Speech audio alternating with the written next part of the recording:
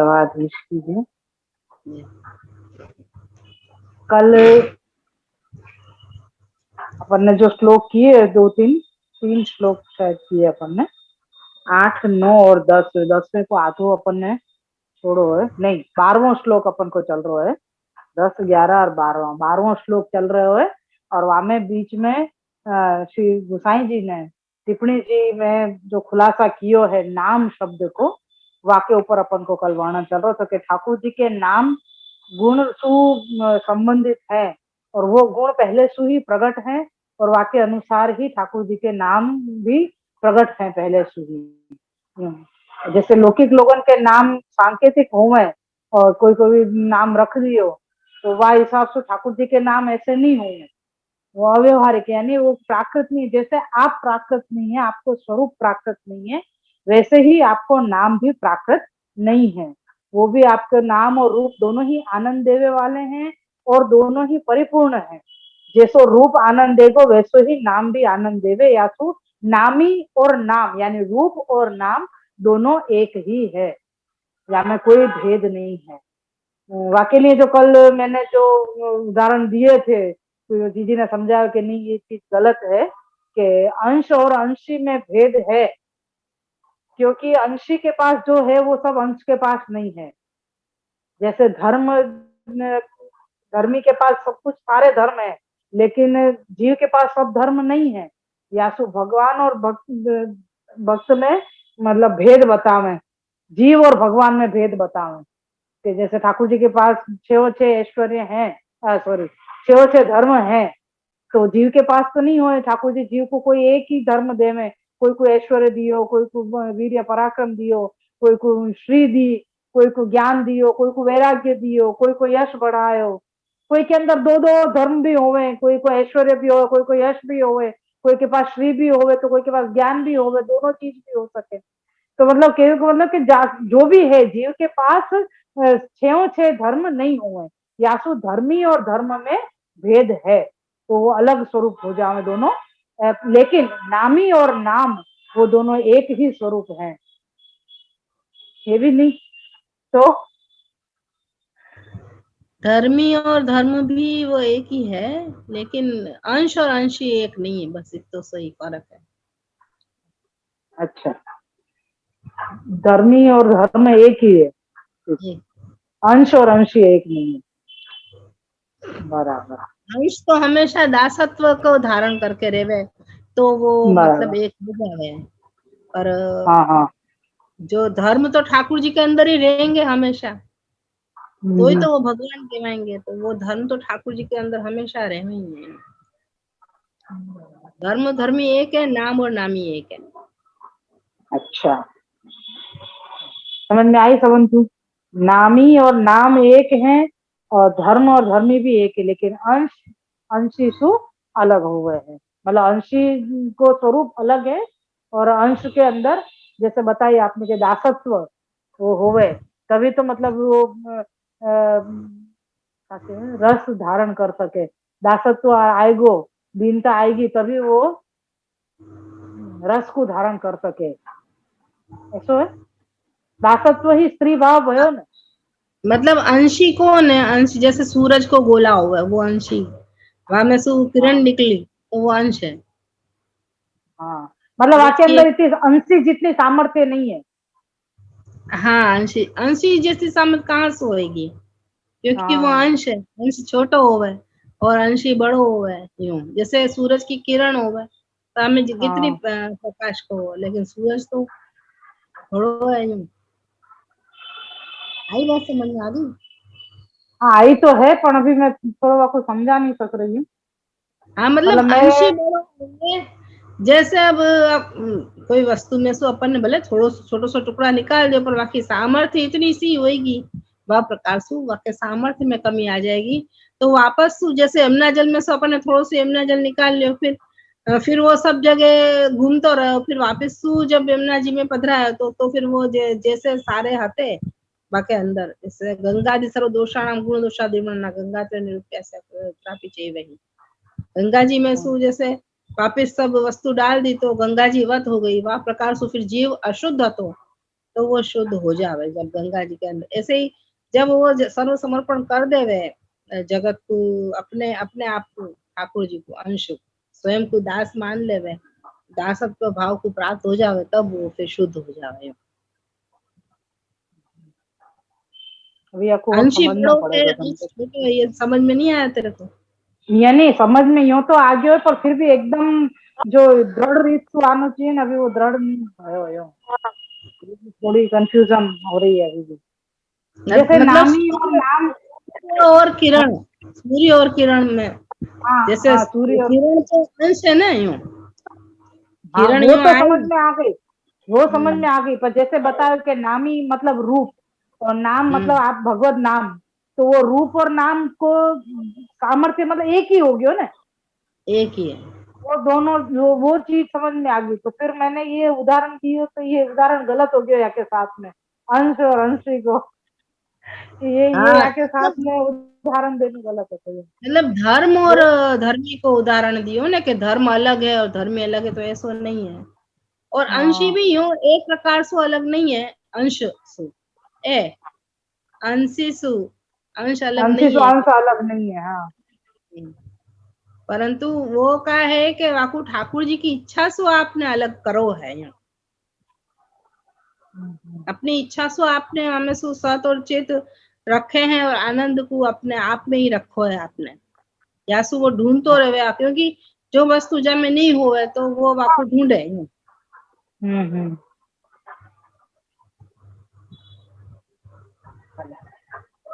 आगे बढ़ा हम। श्री कृष्णाय नमः। श्री गोपीजन वल्लभाय नमः। श्री वागपति चरण कमलेभ्यो नमः। श्रीमद् भागवत महापुराण श्रीमद् वल्लभाचार्य जी विरचित श्री सुबोधनी जी की टीका, 10वां स्कंद पूर्वार्ध, तामस प्रकरण प्रमाण अवांतर प्रकरण। प्रमाण अवांतर प्रकरण में चतुर्थ अध्याय अपनो चल रहा है। 10वें स्कंद के अनुसार, श्रीमद् भागवत जी के अनुसार अपनो अष्टमो अध्याय यानी के 8वां अध्याय चल रहे थे। और 12वें श्लोक में अपन चल रहे थे, जहाँ में नाम को विवरण श्री गुसाई जी ने टिप्पणी जी में कियो है। अब आगे आगे है कि यहाँ दोनों ही यानी श्री कृष्ण व बलराम पुत्र वसुदेव के हैं, दोनों ही पुत्र वसुदेव जी के हैं। तो उनमें एक बलराम माता के नाम से और दूसरा श्री कृष्ण पिता के नाम से प्रख्यात है। तो यहाँ में कही कि बलराम जी माता के नाम से प्रख्यात हैं, तो कह रहे हैं कि वो कैसे, और कृष्ण पिता के नाम से प्रख्यात हैं, वसुदेव के पुत्र वासुदेव यो कहवे ना, तो वह प्रकार से है। तो यहाँ में ठाकुर जी जो श्री कृष्ण जो पिता के नाम से प्रख्यात हैं, वाके लिए श्री वल्लभ जी ने या में खुलासा दियो है कि गोस्वामी श्री वल्लभ लाल जी कहते हैं कि श्री कृष्ण पिता के नाम से प्रख्यात हैं, जैसा कि श्री कृष्ण को शौर्य कहा गया है, न कि माता के नाम से देवैक्य देवक्य देवी नहीं देवके कहीं भी नहीं कहा गया है, यानी माँ देवकी जी के नाम से कहीं भी नहीं बुलाया गया है। शौर्य कही गई, शौर्य यानी वसुदेव जी सूरसेन जी के वंश के यो। बलराम को तो शौरी न कहकर रोहिणी कहा गया है, इसलिए वह माता के नाम से प्रसिद्ध है। यदि कहीं कहीं बलराम को शौरी कहा है, तो उसका आशय यह है कि बलराम में वासुदेव का आवेश है। यहाँ पे ठाकुर जी को पिता के नाम से क्यों प्रसिद्ध है, वाकई लिए से खुलासा दिया यहाँ पे श्री वल्लभ जी ने कि ठाकुर जी को एक वासुदेव के नाम से और एक शौरी के नाम से कही गई है। तो शौरी को मतलब देव में आवे ना, अपन यहाँ में बोले का नाम है गोपी गीत में, वो अभी एकदम से याद भी नहीं आएगा मेरे को, लेकिन गोपी गीत में आवे है शौरी करके बुलावे गोपी जन ठाकुर जी को। तो वो कह के वो शौरी क्यों कही है, तो कह के आप यदुवंश के हैं और सूरसेन के पौत्र हैं। सूरसेन जी के पुत्र वसुदेव जी और वसुदेव जी के पुत्र श्री कृष्ण, वह हिसाब से सौरी कही गई है। और कह रहे हैं कि इस प्रकार यदि कहीं कहीं श्री कृष्णचंद्र को देव की सुत कहा है, तो उसका आशय है कि समास विच्छेद करने से वे दोनों पद पृथक हो जाते हैं। इसी प्रकार यह श्री कृष्ण एवं देवकी दोनों अलग हैं, अतः इनका ऐक्य नहीं है। अब देवकी सुत को अलग करें तो देवकी और सुत अलग विच्छेद हो जावे, ऐसो कुछ व्याकरण को यहाँ प्रकार बताया गया है। या की वजह से ये बतावे कि दो व्यक्ति अलग अलग हैं, तो देवकी जी और श्री कृष्ण ये दोनों उनको ऐक्य नहीं है। यासु उनको देवकी सुत कभी कभी कही गई है, कहीं कहीं पे भी ऐसो प्रकार यहाँ बताया। मतलब नाम के हिसाब से ठाकुर जी और बलराम जी क्या प्रकार से प्रसिद्ध हैं। अब पहले ज्येष्ठ पुत्र के 3 नाम कहते हैं। पहला नाम बताते हुए कहते हैं कि निश्चय से रोहिणी का पुत्र है, इसलिए इसको सब रोहिणेय कहेंगे। यह नाम माता के नाम से कहने का आशय यह है कि यदि वासुदेव नाम कहें तो कंस को ज्ञात हो जाए तो उपद्रव हो, इस भय से पिता के नाम को गुप्त रखा। फिर दूसरा आशय प्रकट करते हुए कहते हैं कि रोहिणी में आविर्भूत स्वरूप का यह आवेश होने से रोहिणी है। यहाँ निश्चय कहने से भगवान श्री कृष्ण के यशोदा पुत्र होने से भगवान के यहाँ निश्चय कहने से भगवान श्री कृष्ण के यशोदा पुत्र होने में संदेह है, यह बताया है। जैसे रोहिणी जी में आविर्भूत भय बलराम जी, तो उनको रोहिणी कही गई है। तो या प्रकार से यहाँ कह रहे हैं कि यहाँ पे यशोदा जी के पुत्र होवे को संदेह बतायो कि जो भगवान श्री कृष्ण किसी भी अंश से प्राकृत होते तो उनके नाम में यशोदे यानी यशोदा से उत्पन्न पुत्र या देव के यानी देवकी से उत्पन्न पुत्र होते, जैसे रोहिणी हुआ है। हाँ, समझ में आया कि अगर प्राकृत स्वरूप होते ठाकुर जी तो उनको नाम यशोदाए आतो, यानी यशोदा जी से उत्पन्न हुए वे, या देव के आतो देवकी जी से उत्पन्न हुए, तो ऐसा कहीं भी नहीं बताया गया है। इसलिए इससे निश्चय है कि वह यह ज्येष्ठ पुत्र ही रोहिणी पुत्र है। भगवान तो अजन्मा है, इससे यशोदा या देवकी का पुत्र नहीं है, किंतु अंश प्रद्युम्नांश से ही पुत्र हुआ है। जो ठाकुर जी के पुत्र जो प्रद्युम्न हुए उनको अंश कही गई है, और ठाकुर जी तो अजन्मा है, आपको तो कहीं जन्म नहीं हुए, आप तो स्वयं प्रकट हुए हैं। यासु कही के कहीं भी यशोदाए यशोदेय या देव के यूं नहीं कही है। दूसरा एक खुलासा यहाँ पे ये बता रहे हैं कि वल्लभ जी कह रहे हैं कि कौन सा अकाय को अर्थ बता रहे हैं कि रोहिणी को पुत्र, इससे निश्चय है कि यह ज्येष्ठ पुत्र ही रोहिणी पुत्र है, और इन्हीं का योनिकृत माता के संबंध का अध्यास दृढ़ था। यह बताते हुए कहते हैं कि इस दृढ़ अध्यास के कारण सब सुहृदों संबंधियों को अपने गुणों से अर्थात स्वसामर्थ्यों से पालन पोषण प्रेरणा यानी प्रसन्न करने से आनंदित करते हुए अर्थात रमण करते हुए लोक में राम कहलाएंगे। यहाँ कह रहे हैं कि मतलब रोहिणी जी को पूर्ण रूप से उनको संबंध है बलराम जी को, यासु उनको रोहिणी कही गई है और वो दृढ़ संबंध है उनको। तो यह अध्यास के कारण वो अपने सुहृद यानी संबंधी सु अच्छी तरह से अपने गुणन सु और अपने सामर्थ्य से पालन पोषण भी करेंगे और उनको प्रसन्न भी करेंगे, यानी रमण भी कराएंगे, आनंदित करेंगे। यासु लोक में राम भी कहलाएंगे। पहलो नाम क्या बतायो? रोहिणी बतायो, और दूसरो नाम बतायो राम। अथवा गुण ही का दूसरा आशय कहते हैं कि अपने सुंदर स्वभाव आदि के रमण कराने से राम कहलाएंगे। अपने स्वभाव और अपने गुण के कारण आप सबन को आनंद कराएंगे, यासु स्वभाव सु आप राम कहलाएंगे। और यह बलिष्ठ होगा, और ये बलिष्ठ भी होंगे। बलिष्ठ होंगे मतलब बलशाली होंगे। यासु बल अधिक होने से इनको बल यानी शक्ति का रूप यह है, यूं कहकर बलदेव कहेंगे। दूसरों की यह सम्मति है कि इससे ग्रह ऐसे ही, इसलिए इसके ग्रह ऐसे हैं, इसलिए इनमें विशेष बल होगा, जिससे ये बल नाम से प्रख्यात होंगे।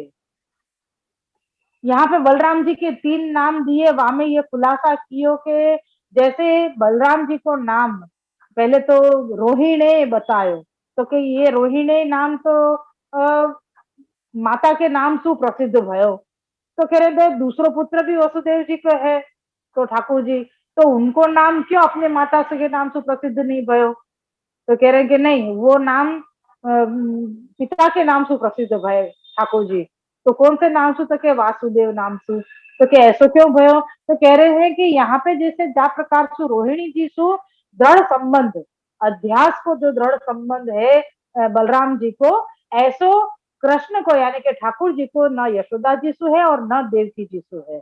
क्यों, क्योंकि ठाकुर जी तो अजन्मा है, आप कोई के साथ प्राकृत रूप नहीं है आपको कि जाकी वजह से आप अपनो स्वरूप ये कोई अध्यास जोड़ सके, अगर अध्यास जुड़ो हुआ हो तो यानी वो माता को पूर्ण रूप से संबंध हो तो ठाकुर जी को यशोदेव या देव के कहते, यानी देव के को मतलब है देवकी जी से उत्पन्न होनो और यशोदेव को मतलब है यशोदा जी से उत्पन्न होनो, तो यहाँ तो ऐसा कुछ भी नहीं है ठाकुर जी के लिए, ठाकुर जी तो अजन्मा है, यासु ठाकुर जी पिता के नाम से प्रसिद्ध भय है, तो कह रहे हैं कि वसुदेव जी के पुत्र वासुदेव यु वासुदेव सु आप प्रसिद्ध भय है। और यहाँ पे माता को रोहिणी माता सु मतलब दृढ़ संबंध है बलराम जी को, या वजह सु और अपने संबंधी को आप आनंद देंगे और प्रसन्न रखेंगे, उनको पालन पोषण करेंगे, या कारण सु बलराम जी को नाम एक नाम दियो है राम, और ये बलशाली है क्योंकि इनके ग्रह में लिखो है कि ये बलशाली है, यासु बल की वजह से इनको बलदेव भी कहेंगे, तो ऐसे 3 नाम यहाँ पे बलदेव जी के बलराम जी के यहाँ पे बताए गए हैं, एक तो रोहिणी, दूसरो राम और तीसरो बलदेव, या प्रकार से यहाँ पे ये नाम आयो है।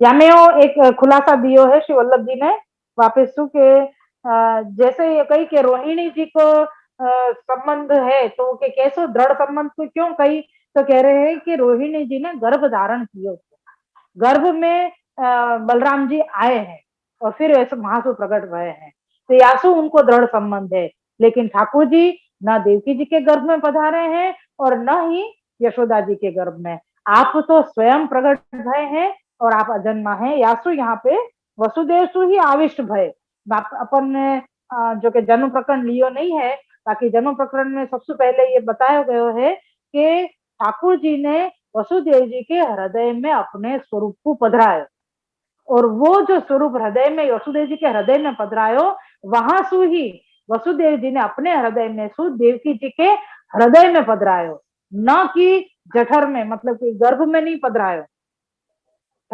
वसुदेव जी ने अपने हृदय में सु देवकी जी के हृदय में ठाकुर जी के स्वरूप को आरोहित किया है, तो ठाकुर जी हृदय में ही विराजे हैं, आपको जो तेज पुंज है वो ही देवकी जी के गर्भ में विराजमान भयो है, और ठाकुर जी स्वतः ही प्रकट भये हैं, और यहाँ पे यासु ही कही है कि वो रोहिणी जी को गर्भ धारण हतो और वाही प्रकार सु बलराम जी प्रकट भये हैं, यासु उनको रोहिणी यानी रोहिणी जी सु उत्पन्न हुए भइयों कही गई है, और यहाँ पे ठाकुर जी को वसुदेव जी के पुत्र वासुदेव कही है, क्यों, क्योंकि आपने सबसे पहले वसुदेव जी के हृदय में ही अपने स्वरूप को पधराए होते, तो ये जन्म प्रकरण में सबसे पहले अध्याय में ये आवे है, तो ये प्रकार यहाँ पे आयो, बहुत सुंदर आयो प्रकार, ये अपनो 12वां श्लोक यहाँ पे पूरो भयो है।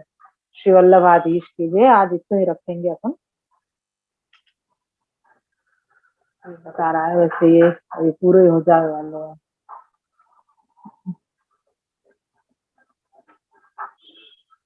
है। माइक बंद है।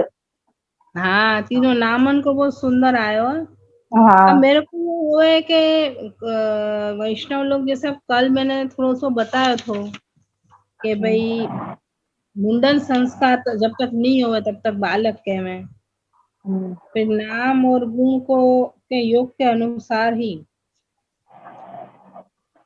आपको वो है स्वरूप है, स्वरूप नाम रखे जाए गुण के हाँ अनुसार।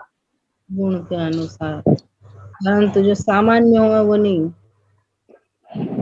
सामान्य लोगन में आवे ने, जैसे कोई को नाम है नैन सुख, वाके आंख हाँ बांडी तो होवे आपको धनजी भाई नाम होवे, वाके पास पैसा ही नहीं होवे, धन ही नहीं हो, तो मतलब ऐसे नाम ठाकुर जी के नहीं होवे, जैसा नाम है ऐसे ठाकुर जी के गुण होवे, ऐसे ही मतलब स्वरूप भी गुण हो, के प्रकार से ही है।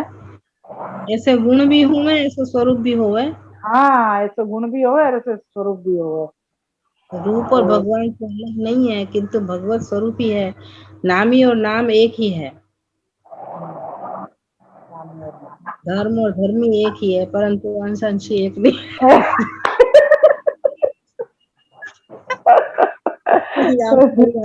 ये तो समझ में पावन लगे। हाँ बेटा, आज अच्छी तो बात। रोहिणी जी के पुत्र के, तो अब आज ये पूछना चाहिए रोहिणी जी को क्यों है ना नाम दियो, और हाँ, तो ये ठाकुर जी को ठाकुर जी को देख नाम के क्यों क्यों नहीं नहीं गई, दियो। क्यों नहीं दियो, बहुत सुंदर से खुलासा है सच्ची में। ये याद आ गयो, स्मरण आ गयो के जन्म प्रकरण को बहुत समय पहले वाचन कियो तो प्रभु कृपा से, तो वहां में मतलब ये बताया कि ठाकुर जी ने अपना स्वरूप, ताजी की भी क्लिप सुनी थी, यासु भी शायद स्मरण में होगा, तो के हृदय में पधरायो ठाकुर जी ने अपनो स्वरूप वसुदेव जी के, फिर लौकिक रीति से कोई એને वसुदेव जी ने देवकी जी नहीं है। के वहां में धारण नहीं करवायो है, आपने भी ऐसे ही आरोहित कियो, वसुदेव जी ने भी देवकी जी के हृदय में आरोहित किया। जठर जठर जो कई बताया गया है तो वो जठर हृदय को ही गुरु कही गई गुरु है। भी राज है, हाँ, वो गुरु जठर भी की राज जो कही गई है। जठर में आपने मतलब आरोहित कियो, तो वो जठर मतलब हृदय को ही बतायो है जठर, ये ताजी ने खुलासा कियो तो आपकी क्लिप में मैंने श्रवण कियो तो, ये अच्छा है कि समय समय पे याद आ जाओ प्रभु कृपा से वो तो। जो पॉइंट सबको यूं लगे कि भाई हमारी कछु समझ में आ रहा है, वो पॉइंट सब लिखते जाओ। कोई भी ये मत सोचो कि अरे हम तो खाली सुन लेंगे तो बराबर रहेगो, अरे पर बाको तुम मनन कैसे करोगे जब बाको लिखोगे नहीं। जो समझ में नहीं आ रही है, अभी क्लिप भी आ रही है वापस, जैसे तेरी, तो वो क्लिप वापस सुनेंगे तो वापस से मनन होएगो। अब हम बाद में सुन लेंगे, अरे तो वो तुम तो वो, क्योंकि अर्थमिति रस, जितनो अर्थ को जेम मिश्री को वागोना ने ऐसे ज्यादा रस आवे, ऐसे जैसे जैसे याको रस लोगे ऐसे ऐसे याको रस आएगा। ये ऐसा है क्योंकि ठाकुर जी के कई ने के गुण रूप और नाम, और फिर अभी का कही के भागवत जी और ये सबको सार शास्त्रन को एक ही है। ठाकुर जी की आनंदात्मक लीला है, 10 प्रकार की जो लीलाएं हैं वो भागवत जी के अंदर है। तो 10 प्रकार की, और दो जो शुरू की हैं वो साधन प्रकरण, अधिकार प्रकरण और साधन प्रकरण है। तो वो चरणारविंद कहे जाए ठाकुर जी के, और फिर तेने शुरू में भी कही कि अक्षर ब्रह्म क्या है, तो ठाकुर जी के चरणारविंद है। अब तुम भूलते जाओगे पहले को, आगे को सुनते जाओगे तो कोई मतलब नहीं है, फिर तो सुनवे को। अक्षर ब्रह्म का एक वो कही है, ठाकुर जी के चरण कमल को कही है। ठाकुर जी के तो श्रेयंग से तो कोई वस्तु जुदी है ही नहीं है, ये प्रकार से हमको समझ में। अक्षर ब्रह्म है तो वो तो आपको इच्छा भाई आसो आप वहाँ को अनुभव वहाँ को नहीं करवा रहे हैं जीव को, परंतु घट पट आदि जो भी है वो तो प्रभु से कहीं अलग है ही नहीं। वहाँ को स्वरूप यूं कहे कि भाई घड़ा है तो अभी फूट जाएगा तो घड़ा नहीं रहेगा, ऐसा तो नहीं है। घड़ा तो नाम तो रहेगा ही वहाँ को, यूं तो नाम तो है, वो तो नाम को, नाम की सृष्टि बहुत बड़ी है यूं कहे, रूप तो फिर भी छुप जावे। परंतु ठाकुर जी की इच्छा हो तो घड़ा में से भी पट प्रकट कर सके, और ठाकुर जी की इच्छा हो तो पट में से भी घड़ा प्रकट कर सके। तो आपकी आप तो अभी है ही, अभी अपन अपन भी बैठे हैं, अपन के वाणी में सो आप को प्रागट्य हो रहा है, अपन के सामने आप विराजे हुए हैं, मतलब आपको तो सब जगह है यही सो। आपके आपके जो स्वरूप को हम तेने कौन से आंसू शुरू करो तुम। आप अपना माइक खोल लो, मैंने बंद कर दिया। हाँ खोल दियो। हाँ, कहाँ तेने मतलब शुरू कौन किया। से, मतलब बाल लीला सु यानी ये जन्म मैंने प्रकरण सु। ये जन्म प्रकरण को मैंने थोड़ा सा सार कही थी, जन्म प्रकरण नहीं, क्योंकि वहां में का बहुत शास्त्र अनुसार को थोड़ा बहुत बहुत है, मैं वाचन कियो तो मैं, तो पहले तो सबसे पहले बाबा ने कही थी तो वेणु गीत शुरू कियो तो, फिर वहां से तो दो दो श्लोक भी नहीं, मतलब शुरू ही नहीं किया अब तो वेणु गीत, बाकी पहले ही वो रोक दियो। मैंने कहा भैया पहले संयोग को अनुभव करें अपन, फिर विप्रयोग की तरफ जाएंगे। तो सबसे पहले श्लोक से मतलब ये चालू किया तो याके तामस प्रकरण शुरू करो, वाके पहले धर्म प्रकरण को सार फिर मैंने खाली कह दिया। मैंने कहा अब मैं यही छोड़ के फिर धर्म प्रकरण करूंगी तो बहुत लंबो हो जाएगा। तो मैंने कहा अपन सीधो नन्मोत्सव शुरू करें, तो या वजह से नन्मोत्सव मतलब आगे की जो कारिकाएं हती वो पहले सब कारिकाएं करी, शायद 15 कारिका थी, वाके बाद अध्याय शुरू भयो હતો। तो कारिका में आपने मतलब यहाँ कितने प्रकरण के हैं, कैसे जीव हुए, तामस जीव कैसे हुए, ये सब, और कितने प्रकार के जीव हैं, कितनी कितनी लीलाएं करी, कितने ये याके प्रकरण है सब। वो नमामि हृदय शेषे को पूरा प्रकार मतलब समझायो, वो सब बतायो, वो सारो प्रकार से शुरू कियो। जन्म प्रकरण पूरो नहीं लियो, भाई ठाकुर जी चतुर्भुज स्वरूप से पधारे और फिर सीधे मथुरा से गोकुल पधार गए, वसुदेव जी पधरा के आए, वहां से फिर सीधा नन्मोत्सव शुरू करो।